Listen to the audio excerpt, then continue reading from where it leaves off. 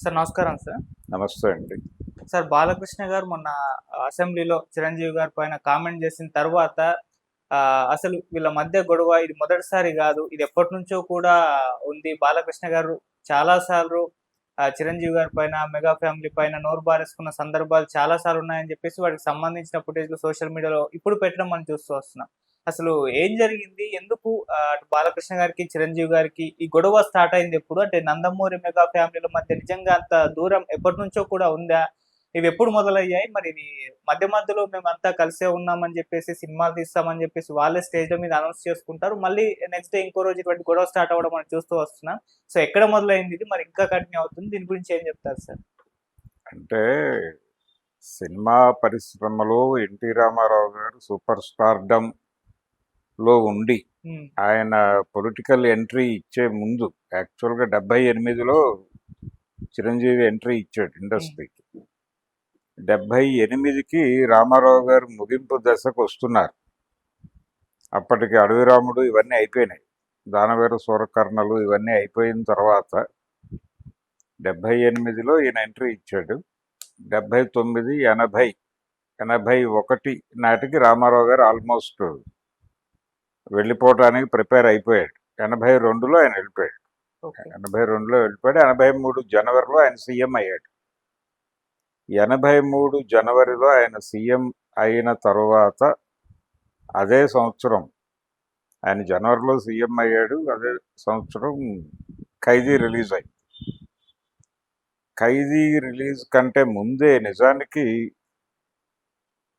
చట్టానికి కళ్ళు లేవు అనే సినిమాతోనే చిరంజీవి తను అంటే చిరంజీవి ప్రారంభం మనూరు పాండవుల నుంచి యాక్చువల్గా అతని కెరియర్ ప్రారంభమైంది అనుకోవాలి. ప్రాణం ఖరీదు, పునాది రాళ్ళు వచ్చినప్పటికీ చిరంజీవికి క్రేజ్ వచ్చిన సినిమా మనూరు పాండవులు. హ్మ్. మనూరి పాండవులు దగ్గర నుంచి మొదలైంది చిరంజీవి గురించి జనం మాట్లాడుకోవటం మొదలైంది. హ్మ్. ఆ మొదలైన తరువాత తను తొలి దశలో మురళీమోహన్ లాంటి హీరోలకి ఇబ్బంది కలిగించాడు. అంటే యాక్టివ్గా ఉన్నాడు, డ్యాన్స్లు ఫైట్లు హ్మ్. చేస్తున్నాడు కాబట్టి ఇతను బెటర్ అవుతాడు అని చెప్పి కొంతమంది చిన్న స్థాయి ప్రొడ్యూసర్లు అటువైపు మొగ్గటం ప్రారంభమైంది. అలా డైవర్ట్ అవుతున్నటువంటి టైంలో చిరంజీవి వలన అవకాశాలు నెమ్మదిగా తగ్గిన హీరో మురళీమోహన్ మొదట. ఆ తర్వాత నెమ్మదిగా కృష్ణ గారికి కూడా ఇతను చెక్ పెట్టగలడు అనేటువంటి కాన్ఫిడెన్స్ ఇచ్చిన సినిమా అయితే, అంటే యాక్షన్ సినిమా అంటే కృష్ణ అనుకునేవాళ్ళు ఆ రోజుల్లో. హ్మ్. యాక్షన్ హీరో అయినా ఆ ఏరియాలో ఇంకొక హీరో లేడు. కృష్ణరాజు గారు అడపాదడపా యాక్షన్ సినిమాలు కూడా చేసేవాడు, కానీ ఆయన ఎమోషనల్ ఆర్టిస్ట్గానే జనాలు నోటిఫై చేశారు ఆయన. చిరంజీవి చట్టానికి కళ్ళు లేవు అనే సినిమాతో ఆల్మోస్ట్ కృష్ణ గారికి చెక్ పెట్టేస్తాడు ఇతను అనేటువంటి ఒక ఇంప్రెషన్ ఇచ్చాడు. పైగా ఆ సినిమా చాలా భారీ వసూళ్లు సాధించింది. భారీ వసూళ్లు అంటే విజయవాడ లాంటి సెంటర్లో, కళ్యాణ్ చక్రవర్తి లాంటి థియేటర్లో అన్ని షోస్ అంటే ఆ రోజుల్లో 3 ఆటలు ఆడేవాళ్ళు. 3 ఆటలు ఫుల్ అయింది. చాలా biggest theatre, double balcony theatre. ఆ థియేటర్లో ఫుల్స్ రావడం అంటే మామూలు విషయం కాదు. అది వచ్చింది 20 రోజులు అంత ఫుల్ అయింది, కానీ అసలు అంత లాగటం అనేది మామూలు హీరోల వల్ల అయ్యే పని కాదు అనేది అప్పటికి ప్రూవ్ అయిపోయింది.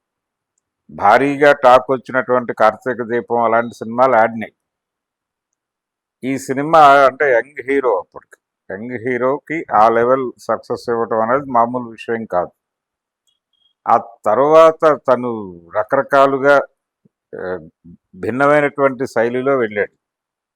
ఆర్టిస్ట్గా చిరంజీవి శుభలేఖ, యమకింకరుడు ఈ సినిమాలతో ఏ తరహా పాత్ర అయినా, అది క్లాస్ అయినా మాస్ అయినా ఏదైనా చేసేస్తాడు అనేటువంటి ఒక ఇంప్రెషన్ ఇచ్చేసాడు. ఇచ్చేసిన తర్వాత రెండోది ఆ జనరేషన్ యూత్కి ఏం కావాలో అది ఇవ్వగలిగినటువంటి ఏకైక హీరోగా చిరంజీవి ఎమర్జ్ అయిపోయాడు.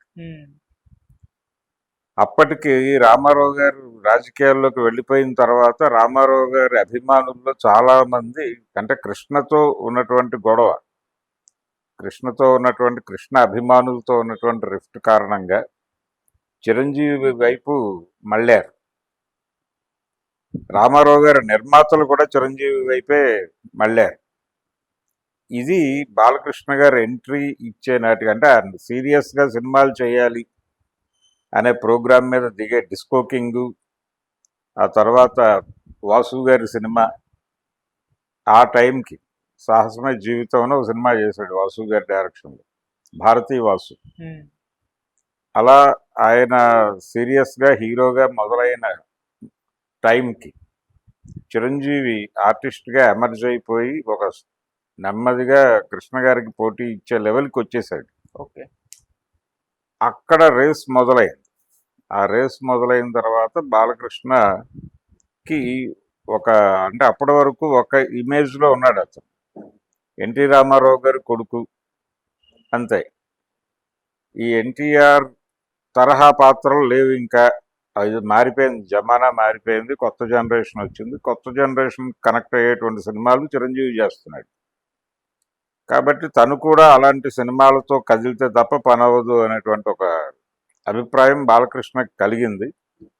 రెండోది డ్యాన్సులు, యాక్షన్ ఎపిసోడ్స్తో పాటు డ్యాన్స్ అనేది చాలా ప్రాధాన్యత సంతరించుకున్నటువంటి సందర్భం. చిరంజీవి రాకముందు ఎన్టీ రామారావు గారు, నాగేశ్వరరావు గారు డ్యాన్సులు చేశారు. కాకపోతే రామారావు గారికి ఒక కూచిపూడి బేస్ ఉంది. ఆయన నర్తనశాల కోసం కూచిపూడి నేర్చుకున్నాడు, ఆ బృహన్నల్ క్యారెక్టర్ చేయటం కోసం. ఓకే. అక్కడి నుంచి ఆయనలో ఒక రిథం ఉండేది, ఆ రిథం ప్రకారం వెళ్ళిపోయేవాడు.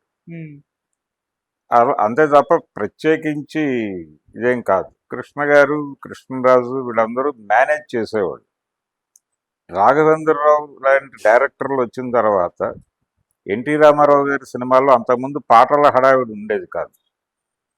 ఆయన సినిమాల్లో ఆయన ఎమోషనల్ క్యారెక్టర్స్ దాని మీద నడిచిపోయేవి సినిమాలు, అంతే తప్ప డ్యాన్సులు గొడవ లేదు. రాఘవేంద్రరావు గారే మొదలుపెట్టాడు. అడవి రాముడు సినిమా నుంచి మొదలైందా స్టెప్పులు అనేటువంటి ఒక ఏరియాలోకి రామారావు గారు ఎంట్రీ ఇచ్చింది 77. ఆ తర్వాత వేటగాడుకి అది పీక్స్కి వెళ్ళింది. వేటగాడు, డ్రైవర్ రాముడు టైంకి పీక్స్కి వెళ్ళింది అది. ఆ తరహా డ్యాన్సులు కాదు, మైకేల్ జాక్సన్ తరహా డ్యాన్సులు వచ్చేసిన తర్వాత ఒక ప్రత్యేకమైనటువంటి విభాగంగా మారింది అది. దాంతో హీరో కావాలనుకుంటే డ్యాన్స్ నేర్చుకోవటం అనేది ఒక కంపల్సరీ కార్యక్రమం కింద మారింది. అది అలా మార్చినవాడు చిరంజీవి. ఆ సందర్భంగా డ్యాన్సు అనే ఏరియాలో బాలకృష్ణ కూడా ఎంట్రీ ఇచ్చాడు.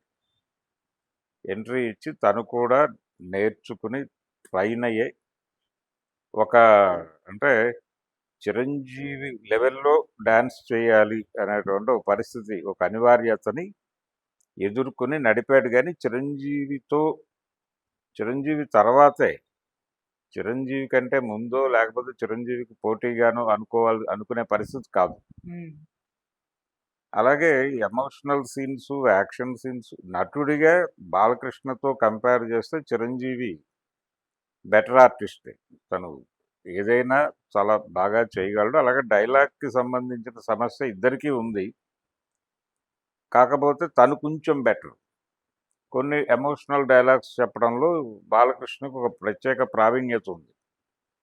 ఇలా పోటాపోటీగా నడిచినప్పటికీ చిరంజీవికి కొంత ఎడ్జ్ ఉంది. రెండోది సీనియారిటీ ఉంది. ఇది ఏ రోజున చిరంజీవి తనకి పోటీ అనో లేకపోతే చిరంజీవి బాలకృష్ణ తనకి పోటీ అనో అనుకోలేదు. 1-2 ప్లేసెస్లో నడుస్తూ వచ్చారు. అయితే 1 to 10 చిరంజీవి నిర్మోహమాటంగా చెప్పాలంటే. ఆ లెవెల్కి తను ఇమేజ్ పెరిగింది. తన అంటే ఏదైనా ఎలాగైనా చేయగలడు అనేటువంటి ఒక కాన్ఫిడెన్స్. రెండోది జడ్జిమెంట్ ఉంది చిరంజీవి దగ్గర. అది చాలామంది డిస్ట్రిబ్యూటర్లు చెప్తారు. చిరంజీవి స్క్రిప్ట్ విన్నప్పుడు తర్వాత షూట్ అయిపోయిన తర్వాత రషెస్ చూసి ఉమ్, దాని భవిష్యత్తు చెప్పగలిగినటువంటి ఒక జడ్జిమెంట్ ఉండేది. మరీ కృష్ణ గారి స్థాయి కాదు కానీ తన లెవెల్లో తను ఒక జడ్జిమెంట్ చెప్పి దీన్ని ఇలా మార్చుకుని ఎడితే బాగుంటుంది అని చెప్పగలిగినటువంటి ఒక జడ్జిమెంట్ ఉంది. బాలకృష్ణ గారి గొడవ అది కాదు. ఆయన ఆ ప్రొడ్యూసరు డైరెక్టరు వాళ్ళు ఏది చెప్తే అది చేసుకుని వెళ్ళిపోయే తరహా మనిషి. రెండోది ఆయనది వడ్డించిన విస్తరి. ఆయన ఎన్టీ రామారావు గారి కుమారుడిగా వచ్చాడు కాబట్టి ఆయనది వడ్డించిన విస్తరి. ఆయన దగ్గరికి వెళ్ళేవాళ్ళు ప్రిపేర్డ్గా వెళ్ళేవాళ్ళు. అదొక ప్రత్యేకమైన స్కూల్. ఉమ్, ఇది అలా కాదు. ఇది పూర్తిగా తన కష్టం మీద నిర్మించుకున్నటువంటి కోటే ఓకే. చిరంజీవి. ఈ ప్రయాణంలో ఇంకొకటి ఏంటంటే గొడవ ఇక్కడ, చిరంజీవితో సినిమాలు తీసినటువంటి నిర్మాతలందరూ కూడా ఉమ్, మెజారిటీ అంటే రామారావు గారి నుంచి ఇటు షిఫ్ట్ అయినటువంటి ప్రొడ్యూసర్లు కనిపిస్తారు. అది దేవి వరప్రసాద్ కావచ్చు, అశ్విని దత్ కావచ్చు, ఒక దశలో వెంకటరత్నం గారు కావచ్చు, త్రివిక్రమరావు గారు కావచ్చు. వీళ్ళందరూ అంతకుముందు అక్కడ సినిమాలు చేసి ఇటు వచ్చారు. ఈ వచ్చిన వాళ్ళందరూ, అలాగే విజయబాపినీటి గారు, వీళ్ళందరూ కూడా కమ్మ సామాజిక వర్గానికి చెందినటువంటి నిర్మాతలు. ఉమ్, తర్వాత ఆయన ఇంట్రడ్యూస్ చేసినటువంటి, అంటే ఆయన మొదటి సినిమా రిలీజ్ అయినటువంటి ఆయన కూడా క్రాంతి కుమార్ గారు, అలాగే ఆయనతో కోతల రాయుడు లాంటి సక్సెస్ఫుల్ సినిమా తీసినటువంటి భరద్వాజ్ గారు, వీళ్ళందరూ కూడా కమ్మ సామాజిక వర్గానికి చెందినటువంటి నిర్మాతలు కావడం. కొంత తను ప్రొడ్యూసర్లకి వినయంగా ఉండేవాడు, డైరెక్టర్ల పట్ల చాలా వినయంగా ఉండేవాడు. అది అట్రాక్ట్ చేసేది. ఆ రోజుల్లో నాకు తెలిసి త్రివిక్రమరావు గారు ఒక్కడే చిరంజీవి గారు అనేవాడు తప్ప మిగిలిన వాళ్ళందరూ చిరంజీవి అనే పిలిచేవాడు. ఓకే. ఈయన అదేమీ ఫీల్ అయ్యేవాడు కాదు. ఉమ్, అలా వాళ్ళ నమ్మకాలు గెలుచుకోవడమే తన ప్రోగ్రామ్గా నడిచింది. అర్జున్ రాజు గారు వాళ్ళు కూడా సినిమా తీశారు చిరంజీవితో. ఉమ్, ఏది వేటగాడు, కొండవీటి సింహం తీసిన ప్రొడ్యూసరు ఆయన తర్వాత రోజుల్లో చిరంజీవితోనే తీశాడు. ఇలా దాదాపుగా ఎన్టీఆర్ ప్రొడ్యూసర్లు అందరూ చిరంజీవితో సినిమాలు చేశారు. ఈ ప్రయాణంలో తన వినయము అలా వాళ్ళందరి మనసులు గెలుచుకున్నాడు. టాలెంట్తో మాత్రమే కాదు, టాలెంట్ అనివార్యం. చిరంజీవితో అడ్వాంటేజ్ ఉంది, అతను మంచి పెర్ఫార్మరు అనేది ఉండేదాంతో పాటు వినయంగా ఉంటాడు. ఇలా అంటే ఇప్పుడు తమ్మారెడ్డి భరద్వాజ్ గారు ఇప్పటికీ చెప్తాడు, ఆ కోతల రాయుడు తర్వాత ఆయన మొగుడు కావాలని ఒక సినిమా చేశాడు. అది కూడా చాలా పెద్ద హిట్ చిరంజీవితో. ఆ సినిమాలో ఒక సాంగ్ పెండింగ్ ఉంది. ఈ లోపు ఆయనకి బాలచంద్ర గారి సినిమాలో ఛాన్స్ వచ్చింది, 47 రోజులు అనే సినిమా. అది పారిస్లో షూట్. అక్కడికి వెళ్ళాలంటే ఆయన ఆల్రెడీ బాలచందర్ గారు చండశాసనుడు. ఆయన షెడ్యూల్ వేసిన తర్వాత దాన్ని మార్చటం, దీనికోసం ఇంకొక డేట్ ఇవ్వటం ఇలాంటివి ఉండవు. ఆయన మాటే శాసనం లాగా ఉండేది. ఆయన ఒక డేట్ చెప్పేశాడు వాళ్ళకి, బలాని రోజున మనం ఇక్కడి నుంచి బయలుదేరుతున్నాం అని. అప్పటికి ఇంకా ఒక పాట పెండింగ్ ఉంది ఇక్కడ. ఏంటి పరిస్థితి, నేను వచ్చి అక్కడ షూట్ కంప్లీట్ చేసుకుని వచ్చాక చేయొచ్చు అంటే, లేదు రిలీజ్ పెట్టుకున్నాను అన్నది.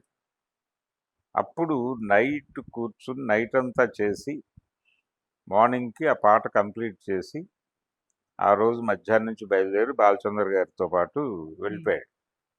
అంత డెడికేటెడ్గా పనిచేసేవాడు. ఆరోగ్యం సహకరించకపోయినా చేసేవాడు. అది జగదేకురుడు అతిలోక సుందరి ఆ పాట ఉంది కదా, సూపర్ హిట్ సాంగ్, అవును. అబ్బని తీయండి. తీయని దెబ్బ. ఆ పాట టైంలో కూడా ఆయన హెల్త్ బాగాలేదు, కానీ శ్రీదేవి వెళ్ళిపోతుంది. అందుకని పర్వాలేదని చెప్పి ప్రొడ్యూసర్ కోసం మళ్ళీ డేట్స్ ఎప్పుడు ఆవిడ వస్తుందో అప్పుడు మళ్ళీ తన పరిస్థితి ఏంటో తెలియదు, ఉమ్, అందుకని చేసేద్దామని చెప్పి చేసేసాడు. ఈ కోఆపరేషను, ఈ వినయము అవి కూడా ఇతనితో ట్రావెల్ అవడం బెటరు అనుకున్నారు. ఈవెన్ దేవి వరప్రసాద్ గారు కూడా అలాగే అనుకుని చిరంజీవితో ట్రావెల్ అయ్యాడు. ఆయన నందమూరి ఫ్యామిలీ మనిషి అయినప్పటికీ చిరంజీవితో క్యారీ అవటానికి కారణం తను రీజనబుల్గా ఉంటాడు అని. ఇలాంటి ఇలా మనసులు చూరగొనటం ఇలా తను అల్లుకుంటూ వెళ్ళిపోయాడు తన కెరియర్.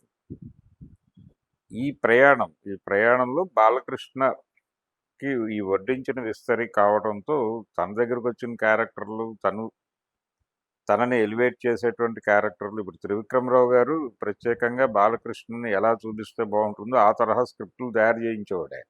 ఉమ్, అందుకని లారీ డ్రైవరు, రౌడీ ఇన్స్పెక్టరు ఈ తరహా సినిమాలు హిట్లు ఇచ్చాడు ఆయన. ఓకే. బొబ్బిలి సింహం ఇవి ఆ బ్యానర్లో మంచి సినిమాలు.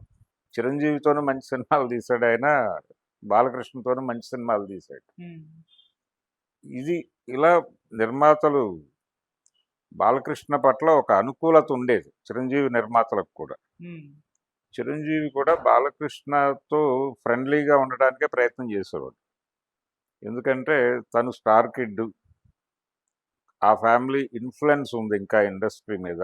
ఉమ్, రెండోది కులపరమైనటువంటి దీనిలోకి వస్తే దాదాపుగా వాళ్ళ జెండా ఎగురుతోంది, ఇప్పటికీ ఎగురుతోంది. ఉమ్, ఆ సందర్భంగా కొంచెం అనుకూలంగా ఉండటం మంచిది అని 2-3 మాటలు ఎవరైనా అన్నా కానీ తను భరించేవాడు. ఈ భరించటం అనేది ఎప్పటిదాకా అంటే ఈ మధ్య ఓపెన్ అవుతున్నాడు ఆయన తన సఫరింగ్స్ నుంచి. ఆ రోజుల్లో తను ఎలా ట్రీట్ చేసేవారు అనేది ఈ మధ్య 2-3 సందర్భాల్లో ఓపెన్ అయ్యాడు చిరంజీవి. అప్పటి వరకు ఎప్పుడూ ఓపెన్ కాల. కానీ సఫికేషన్ ఉంది. తను చేయాల్సిన సందర్భాలు, తను చేయాల్సినటువంటి సినిమాలు కూడా ఆయన చేయలే. ఏది వీళ్ళు ఏమన్నా అనుకుంటారేమో అని. ఉమ్, అంటే వంగవీటి రంగా గారు చైతన్య రథం అని ఒక సినిమా తీశాడు భానుచందర్ హీరోగా. ఉమ్, యాక్చువల్గా ఆ సినిమాలో చిరంజీవితో చేయిద్దామని అనుకున్నాడు ఆయన. అంటే ఒక క్యాస్ట్ ఓరియంటేషన్లో. యాక్చువల్గా రామారావు గారి అభిమాని, ఓకే. రాధా గారు కూడా రామారావు గారి అభిమాని. ఈ దేవినేని బ్రదర్స్ కృష్ణ గారి అభిమానులు, రంగా అందుకో రామారావు గారి అభిమానులు. తీరా పార్టీ పెట్టేసరికి ఆయన పార్టీ పెట్టినప్పుడు దేవినేని వాళ్ళు అక్కడ చేరారు, ఈయనేమో కాంగ్రెస్లోకి వెళ్లాల్సి వచ్చింది. ఉమ్, ఆ చైతన్య రథం సినిమా చేస్తే అంటే రంగాతో అసోసియేషన్ అనేది బహిరంగంగా చెప్తే వీళ్ళు హర్ట్ అవుతారేమో అని చెప్పి తన్ని తాను కంట్రోల్ చేసుకుని వద్దులే బ్రదర్, మీరు ఇంకెవరితోనైనా వెళ్ళండి అని చెప్తే ఆయన భానుచందర్తో చేసుకున్నాడు ఆ సినిమా. ఉమ్, అలాగే రంగా హత్య జరిగినప్పుడు దాసరి గారు వెళ్ళాడు అక్కడ ఇండస్ట్రీ నుంచి కదిలినప్పుడు తనతో పాటు చిరంజీవిని కూడా తీసుకెళ్లాలనేది అనుకున్నాడు. కానీ ఈయన వెళ్ళాలనిపించినప్పటికీ కదలలేని కండిషను, వీళ్ళు హర్ట్ అవుతారని ఆయన కామ్గా ఉండిపోయాడు అలా. ఓకే. ఇలా చాలా సందర్భాల్లో తన్ని తాను కంట్రోల్ చేసుకుంటూనే నడిచాడు ఉమ్, చిరంజీవి. సఫికేట్ అవుతూనే తన కెరియర్ మీద దృష్టి పెట్టి నడిచినటువంటి సందర్భం. ఈయనది అలా కాదు, బాలకృష్ణది గొడవ వేరు. ఇది క్రమంగా ఎలా తయారైందంటే ఒక దశకు వచ్చేసరికి మేము చాలా ప్రత్యేకమని ఆయన ఫీల్ అయ్యేటువంటి కండిషన్ వచ్చేసింది ఉమ్, బాలకృష్ణ. ఆ కండిషన్ వచ్చేసిన సందర్భంలో వీళ్ళు ఈ సఫికేషన్ నడుస్తూనే ఉండేది. ఈవెన్ ఇప్పుడు మొన్న జరిగినటువంటి ఇన్సిడెంట్లో కీలకమైనటువంటి వీళ్ళు జగన్మోహన్ రెడ్డి దగ్గరికి వెళ్ళారు అనేది కదా గొడవ. ఉమ్, ఆ సందర్భంగా బాలకృష్ణ గారు ఒక ఇంటర్వ్యూ ఇచ్చాడు ఏదో ఛానల్కి. ఉమ్, ఆయన బర్త్డే సందర్భంగాను ఏదో ఇంటర్వ్యూ చేసినప్పుడు ఆ యాంకర్ గారు అడిగారు, ఏమండి మీరు వెళ్ళలేదు వాళ్ళందరూ వెళ్ళారంటే, ఆ ఇళ్లలో సమావేశాలు ఏంటి, ఛాంబర్లో కదా పెట్టాల్సింది మీటింగులు, ఇళ్లలో జరిగే మీటింగులకు నేను ఎందుకు వెళ్తాను, ఇలా మాట్లాడి దాంతోపాటు వీళ్ళందరూ స్థలాలు పొలాలు అడగడానికి వెళ్తున్నారు అక్కడికి, నాకు అవన్నీ అక్కర్లేదు, నేను దాని గురించి వెళ్ళక్కర్లేదని మాట్లాడాడు. కానీ పేర్ని నాని గారికి ఫోన్ చేసి అఖండ సినిమాకి ప్రైస్ హైక్ గురించి ఆయన అడిగినట్టుగా అయితే పేర్ని నాని గారు చెప్తున్నాడు. ఉమ్, అది పైగా మా తల్లిదండ్రుల మీద ప్రమాణం చేసి చెప్తున్నాను అని చెప్తున్నాడు ఆయన. చేసి ఉండొచ్చు కూడా. ప్రొడ్యూసర్ గారు మీరు ఒకసారి చెప్తే బాగుంటుంది అంటే చేసి ఉంటాడు. కానీ చిరంజీవి ఆ, ఆధిక్యాన్ని అంగీకరించడానికి ఆయనకి ఎక్కడో కొంత మొహమాటం అడ్డం ఉంది ఓకే. బాలకృష్ణకి. ఉమ్. అందుకని చాలా సందర్భాల్లో ఆయన చిరంజీవి పట్ల తన ఆధిక్యాన్ని ప్రదర్శించే ప్రయత్నం చేస్తూ వచ్చాడు. ఉమ్. ఆ చేసిన ప్రతిసారి అది బూమరాంగ్ అవుతూనే వచ్చింది.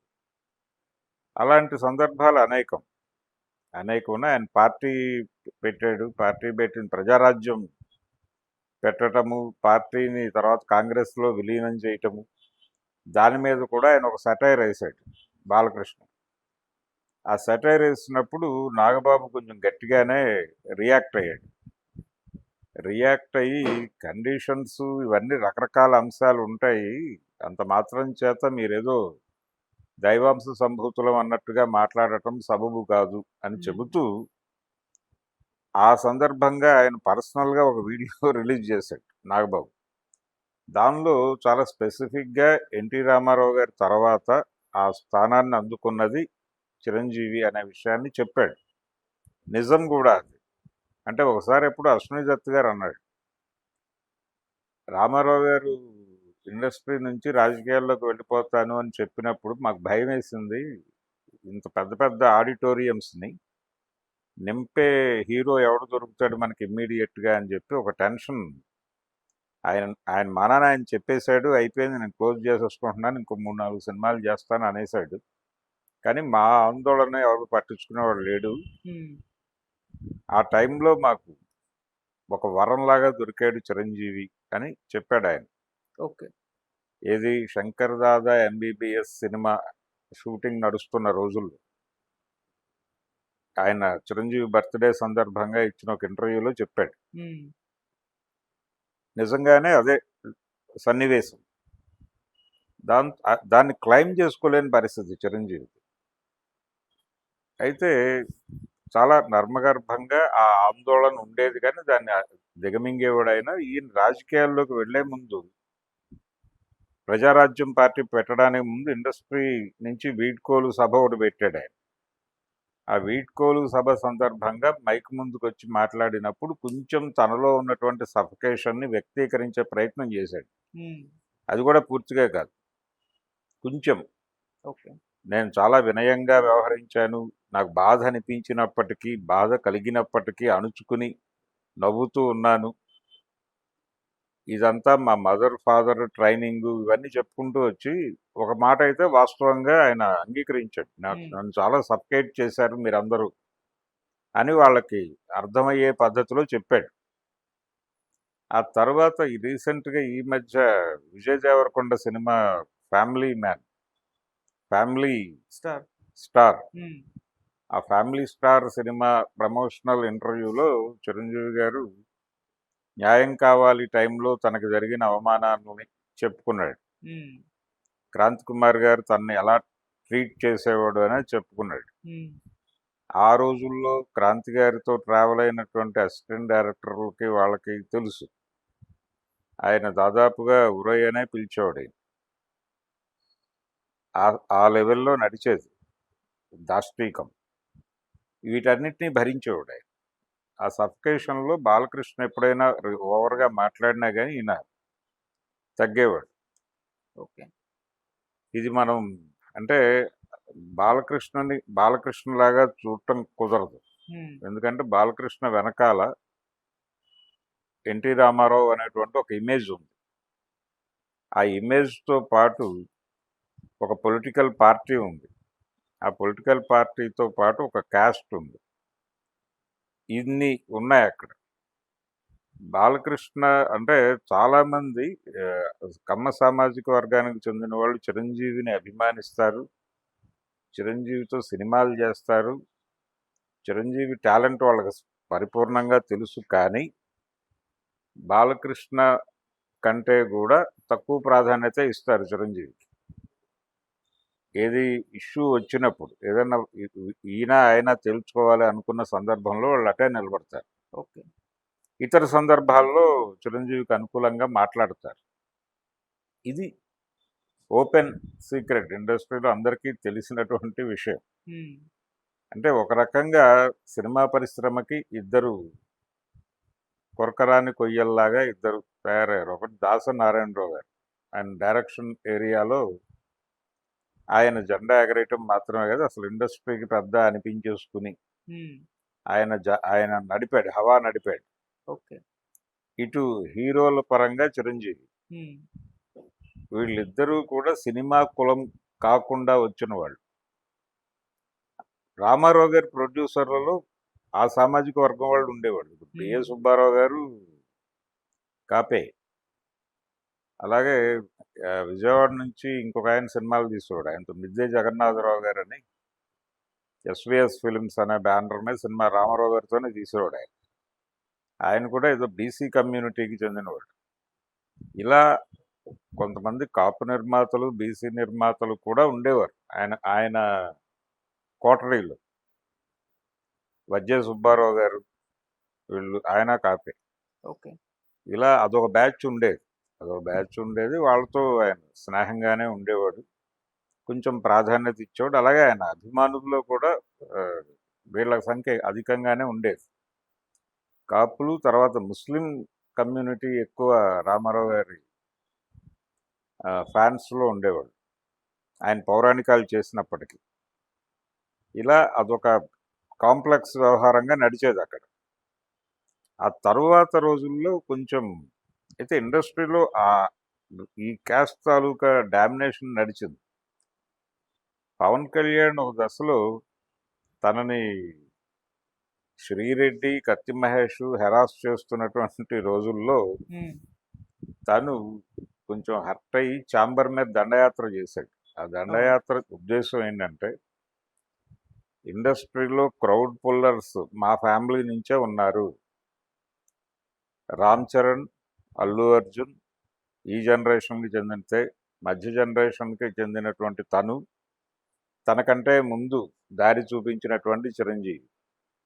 అలా చిరంజీవి, పవన్ కళ్యాణ్, రామ్ చరణ్, అల్లు అర్జున్ నలుగురు మేజర్ క్రౌడ్ పుల్లర్స్ మా ఫ్యామిలీలో ఉండి, మా ఫ్యామిలీ గురించి ఎవరెవరో ఏదేదో మాట్లాడేస్తుంటే కనీసం ఇండస్ట్రీ నుంచి ఎవరు ఖండన ప్రకటనలు కూడా చేయరేమిటి అని అడగటానికి, అంటే ఇక్కడ ఏం జరుగుతోంది, మాకు ప్రాధాన్యత ఇవ్వరా, ఇప్పటికే అదే జెండా ఎగరేస్తారా అని ఒక తిరుగుబాటు కార్యక్రమమే పవన్ కళ్యాణ్ ఆ రోజు చేసింది. ఓకే.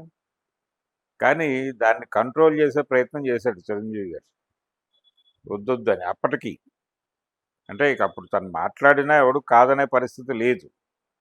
అయినప్పటికీ ఘర్షణ వద్దు అన్నట్టుగానే వ్యవహరించాడు ఆయన. సాధ్యమైనంత వరకు ఎవరితోనూ ఘర్షణలు పెట్టుకోకుండా కథ నడపటం అనేది చిరంజీవి గారి స్టైల్. ఒకసారి అంటే ఈయన సినిమా డైలాగులు కూడా బాలకృష్ణ, మా బ్లడ్ వేరు, మా బ్రీడ్ వేరు, బురద జాతి, ఇలాంటివి కొంచెం హర్టింగ్ డైలాగ్స్ పెట్టుకోవడం తన సినిమాల్లో, దాన్ని బయట కూడా మాట్లాడటం. ఆయన ఎవరిని టార్గెట్ చేస్తున్నాడో జనాలకి చిన్న కన్ఫ్యూజన్ ఉన్నప్పటికీ క్లారిటీ ఉండేది. ఆ సఫకేషన్లో ఎప్పుడైనా నాగబాబు రియాక్ట్ అయ్యేవాడు. నాగబాబుని అసలు దానికోసం కేటాయించాడేమో చిరంజీవి గారు అని కూడా చాలామంది మాట్లాడుకునేవాడు. బాలకృష్ణ, బాలయ్య అంటే నాకు తెలియదు. పాత రోజుల్లో బాలకృష్ణ అని ఒక ఆర్టిస్టు తెలుసు నాకు, అంజిగాడు. పాతాళ భైరవిలో అంజిగాడి పేరు కూడా బాలకృష్ణ. ఆ బాలకృష్ణ తెలుసు నాకు. అతను అతను కాకుండా ఇంకో బాలకృష్ణ ఉన్నాడని కూడా నాకు తెలియదని ఒక వీడియో చేశాడు ఆయన, హ్మ్. నాగబాబు. అది కొంచెం పేలింది, కాంట్రవర్సీ అయింది, మరీ ఓవర్ యాక్షన్ చేస్తున్నాడు నాగబాబు అని చెప్పి అట్నుంచి కామెంట్స్ వచ్చినాయి. అయినప్పటికీ నిలబడ్డాడు దాని మీద, ఆ స్టాండ్ మీద. జనాలకు అర్థమైంది సఫకేషన్ నుంచి, అంటే ఓవర్ సఫకేషన్ జరిగితే ఇలాంటివి వస్తాయని. అలా ఆ సఫకేషన్స్ నడిపి బాలకృష్ణ ఘర్షణ పడ్డాడు, కానీ వీళ్ళెప్పుడు బాలకృష్ణతో గొడవ పడటం అనే కార్యక్రమం ఎప్పుడూ పెట్టుకోలేదు. చిరంజీవి చాలా సందర్భాల్లో ఎక్స్‌క్యూజ్ చేస్తూనే వెళ్ళాడు. పర్టిక్యులర్‌గా బాలకృష్ణ. హ్మ్. పర్టిక్యులర్‌గా బాలకృష్ణ అని ఎందుకంటున్నానంటే ఆ మధ్య అదే వీళ్ళు స్థలాల కోసం వెళ్ళారు జగన్మోహన్ రెడ్డికి దగ్గరికి అన్నప్పుడు కూడా ఆ విషయం చిరంజీవి దగ్గర ప్రస్తావనకొచ్చినప్పుడు బాలకృష్ణ మాటలు పట్టించుకోనక్కర్లేదు. తనది చిన్న పిల్లవాడి మనస్తత్వం వదిలేయండి అన్నాడు. అలాగే రామ్ చరణ్‌తో చిన్న రిఫ్ట్ అయింది. రామ్ చరణ్ చేసినటువంటి ఒక స్టేట్మెంట్ మీద ఆయన ఏదో కాంట్రవర్సీ చేశాడు బాలకృష్ణ. చేసినప్పుడు కూడా చిరంజీవి గారి దగ్గరికి అది వెళ్ళినప్పుడు ఆయన అబ్బబ్బే అదేం లేదు. ఆయన ఆయన జ్ఞాని, ఆయన సర్వజ్ఞుడు అన్న పద్ధతిలోనే మాట్లాడాడు. అంతే తప్ప డిస్టర్బ్ చేయటమో, బాలకృష్ణ ఇలా మాట్లాడటం ఏమిటి అనటమో చేయలా. ఆ గౌరవం ఇస్తూనే వచ్చాడు. ఇప్పటికీ ఇస్తున్నాడు ఆయన. హ్మ్. మొన్న ప్రకటనలో కూడా బాలకృష్ణని ఆయన ఏం తప్పుపట్టల. నా ప్రస్తావన వచ్చింది కాబట్టి జరిగింది చెప్పడానికి చెప్తున్నాను అన్నాడు తప్ప తనని రెడిక్యూల్ చేస్తూ మాట్లాడాడు అనేది కూడా ఆయన అనలా. ఆ ప్రకటనలో ఎక్కడా కూడా ఆయన గీత దాటలేదు. తన ఆవేదన వ్యక్తం చేశాడు తప్ప గీత దాటల. ఇప్పటికీ అలాగే ఉన్నాడు ఆయన. స్టిల్ 70 ఏళ్ళు దాటిపోయిన తర్వాత కూడా అలాగే ఉన్నాడు ఆయన. అవును. ఈయన మాత్రం తగ్గడు, ఆగడు. ఆయనకి ఏదనిపిస్తే అది మాట్లాడతాడు. హ్మ్. ఇదంతా ఎక్కడి నుంచి వచ్చింది? ఆయన కాల్పుల సంఘటన ఉంది. అవును. ఏది? బెల్లంకొండ సురేష్ మీద కాల్పులు జరిపినటువంటి ఇన్సిడెంట్ ఉంది కదా ఆయన జీవితంలో. ఆ సందర్భంగా ఆయన హాస్పిటల్కి వెళ్ళినప్పుడు, అంటే వాళ్ళేమో అపోలో హాస్పిటల్లో చేరారు. బెల్లంకొండను సత్యనారాయణ ప్రసాద్ తూటాలు తిన్నవాళ్ళు. కాల్చిన ఆయనేమో కేర్లో ఉన్నాడు. ఆయన కేర్ హాస్పిటల్లో నుంచి నిమ్స్కి తరలించడం ఇలాంటివి జరిగినాయి. పోలీసు కేసు అయిన సందర్భంగా ప్రొటెక్షన్ రీత్యా వాళ్ళు అక్కడ ఉండాలని కోరుకోవడం ఇలాంటివి జరిగినప్పుడు ఆ నైటు ఆయనతో ఎక్కువ సమయం గడిపింది చిరంజీవి. ఎందుకంటే తను లోన్లీగా ఉండిపోతాడు, మరీ ఇబ్బంది అవుతుంది, సఫకేట్ అవుతాడు, అలా కాకూడదు అనే అతన్ని ఏదో రకంగా నిలబెట్టుకోవాలి అనే ఉద్దేశంతోనే ఆ రోజు చిరంజీవి గారు, అరవింద్ గారు అక్కడ ఉన్నారు. అది పేపర్లలో కవర్ అయిన విషయమే, అందరికీ తెలుసు. ఆ రోజున రిపోర్టింగ్ చేసిన వాళ్ళందరికీ తెలుసు అది. ఎందుకున్నారు చిరంజీవి, అంత టైం ఎందుకు స్పెండ్ చేశాడని కూడా మాట్లాడుకున్నారు. అంటే ఇండస్ట్రీకి సంబంధించిన ఒక బిగ్ ఫ్యామిలీకి చెందినటువంటి వ్యక్తి అనుకోకుండా ఇలా ఇరుక్కున్నాడు, మనం కొంచెం సపోర్టివ్గా ఉండాలి అనే హంబుల్నెస్తోనే వ్యవహరించాడు. అది ఆయన గుర్తించాలి కదా బాలకృష్ణ గారు. ఇప్పుడు ఆ టైంలో తనకి ఈ మెంటల్ సర్టిఫికేట్ అని చెప్తున్నారు. కాకర్ల సుబ్బారావు గారు కదా ఇచ్చింది అప్పుడు డాక్టర్ గారు. హ్మ్. ఆయన పరిస్థితి ఏంటి? ఆయన్ని బసవతారకం హాస్పిటల్కి చైర్మన్గా ఉన్న ఆయన్ని తప్పించి తను టేక్ ఓవర్ చేశాడు కదా అది. తర్వాత రోజుల్లో కాకర్ల సుబ్బారావు గారిని అక్కడి నుంచి ఎందుకు తప్పించాల్సి వచ్చింది? అలా తనకు సపోర్ట్ చేసిన వాళ్ళందరినీ ఏదో పద్ధతిలో ఆయన హర్ట్ చేస్తూనే ఉన్నాడు ఓకే. బాలకృష్ణ గారు. ఆ ధోరణిలోనే మళ్ళీ చిరంజీవి గురించి మొన్న ఆయన ఏం లేదు, ఆయన ఫీల్ అయింది ఏంటంటే చిరంజీవి అలా అడుగుతాడా, అంటే సీఎం రావాలి అని అడుగుతాడా, అంటే అసలు అడిగే పరిస్థితి ఉందా, అంత సన్నివేశం ఉందా, ఆయనకు అంత సీన్ ఉందా అనే సెన్స్లోనే అన్నాడు. లేకపోతే అసలు లేచి మాట్లాడాల్సిన అవసరమే లేదు ఆయన. చిరంజీవి పిలిస్తే వచ్చాడు అనేది అబద్ధం అని స్పష్టంగా ఒక ప్రకటన చేశాడు ఆయన. అసలు అలాంటి సన్నివేశమే జరగలేదని నారాయణమూర్తి గారు చెప్తున్నాడు, ప్రత్యక్ష సాక్షి. పేర్ని నాని గారు చెప్తున్నాడు, ఆయన ప్రత్యక్ష సాక్షి. మిగిలిన సాక్ష్యాలు మాట్లాడటానికి సిద్ధంగా లేవు. బాలకృష్ణకు వ్యతిరేకంగా గాను గొంతు విప్పడం సబబు కాదు అనే ఉద్దేశంతో ఎవరికి వాళ్ళు తప్పుకున్నారు సీన్లో నుంచి. ఇప్పటికీ వాళ్ళ అజమాయిషీ నడుస్తోంది అనటానికి ఇదే ఉదాహరణ. ఇండస్ట్రీలో ఆ జెండాయే ఎగురుతోంది. ఓకే. ఇండస్ట్రీ అంటే సినిమా పరిశ్రమలో క్యాస్ట్ లేదంటారు కానీ ఉన్నది. కుల ప్రభావం బలంగా ఉంది. కమ్మ సామాజిక వర్గం జెండాయే ఎగురుతోంది అక్కడ. ఇప్పటికీ వాళ్ళకి వ్యతిరేకంగా మాట్లాడటం అనేది కొంచెం సెన్సిబుల్ విషయంగా చిరంజీవి లాంటి వాడు కూడా ఫీల్ అయ్యే పరిస్థితి. ఇప్పుడు విచిత్రంగా ఆ రోజున చాంబర్ మీద దండయాత్ర చేసినటువంటి పవన్ కళ్యాణ్ కూడా ఇప్పుడు వాళ్ళతో కలిసి నడవక తప్పని పరిస్థితి ఏర్పడిపోయి ఆయన కూడా నోరు మెదపట్లేదు. ఎందుకు నోరు మెదపట్లేదు అని చెప్పి చాలామంది ఆవేదన వ్యక్తం చేస్తున్నారు. ఉమ్, అది పేర్ని నాని లాంటి వాడు ఓపెన్గానే మాట్లాడాడు. మా నాయకుడు మీ మీ జేబులో ఉన్నాడు, మేమేం మాట్లాడగలం అన్నాడు టీవీ9 ఇంటర్వ్యూలో. ఉమ్, టీవీ9కి ఇచ్చినటువంటి ఇంటర్వ్యూలో పేర్ని నాని మా నాయకుడు మీ జేబులో ఉన్నాడు, మేమేం చేయగలం అన్నాడు. చాలా అద్భుతమైనటువంటి స్టేట్మెంట్ అది.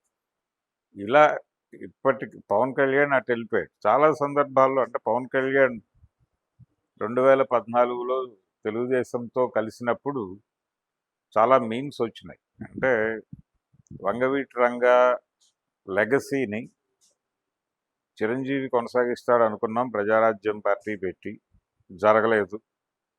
పవన్ కళ్యాణ్ అనుకున్నాం, పవన్ కళ్యాణ్ కూడా జరిగేటట్టు కనిపించడం లేదు అని చెప్పి చాలా మీమ్స్ చేసి సర్క్యులేట్ చేశారు. వాళ్ళ ఆవేదన వ్యక్తం చేసుకున్నారు. కానీ ఆయన అట్టే నడుస్తున్నాడు పవన్ కళ్యాణ్ మీద. ఆ హోప్స్ అయితే ఉన్నాయి ఆ కమ్యూనిటీకి. ఆ హోప్స్ నిలబెట్టుకుంటాడా లేదా అనేది ఆయన గొడవ. ఇలా ఈ ఘర్షణ అంటే ఈ సఫకేషను, చిరంజీవికి ఉన్నటువంటి ప్రత్యేక పరిస్థితులు ఇవన్నీ కలిపి ఒక 3-4 సందర్భాల్లో ఆయన బరస్పోయాడు. బాలకృష్ణ 3-4 సందర్భాల్లోనూ ఈయన కంట్రోల్గానే ఉన్నాడు.